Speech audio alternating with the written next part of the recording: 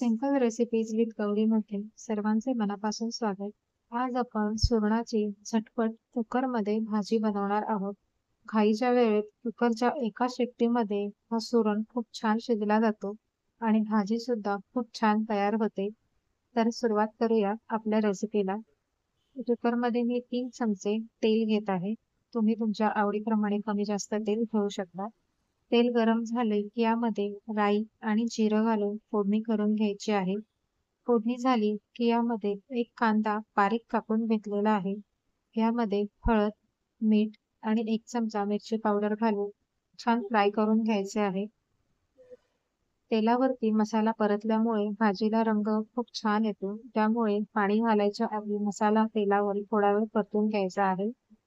आता यामध्ये 1 वाटी मी इथे वाटण वापरत आहे. वाटणाच्या रेसिपीचा शॉर्ट व्हिडिओ सुद्धा मी अपलोड केलेला आहे.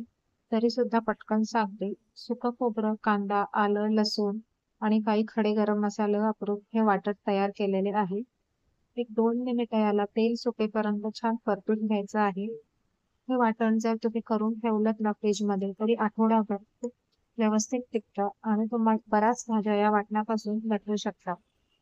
आता यामध्ये कापून घेतलेला सुरण आणि एक बटाटा मी फोडी करून घेतलेला आहे. बटाट्याच्या मी लांब्या फोडी ठेवल्या आहेत आणि सुरण चौकोनी करून घेतलेला आहे.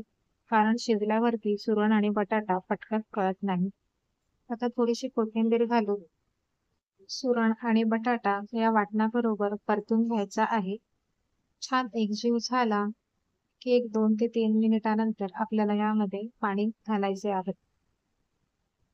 आता हे छान मिक्स झालेले आहे. यामध्ये तुम्हाला जेवढा रस्सा हवा असेल त्या हिशोबाने पाणी वापरायचे आहे.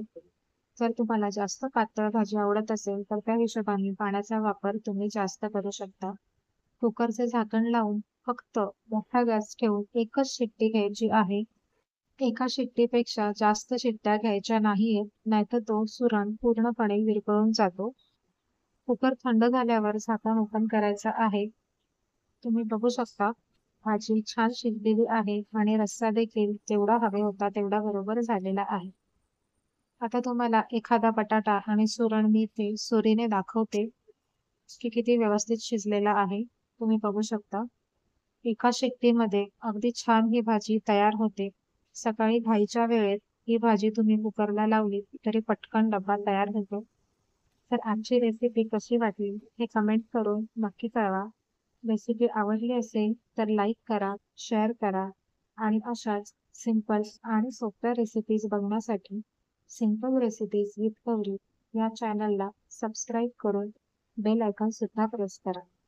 पुन्हा भेटूया एका नवीन रेसिपी सोबत. नमस्कार.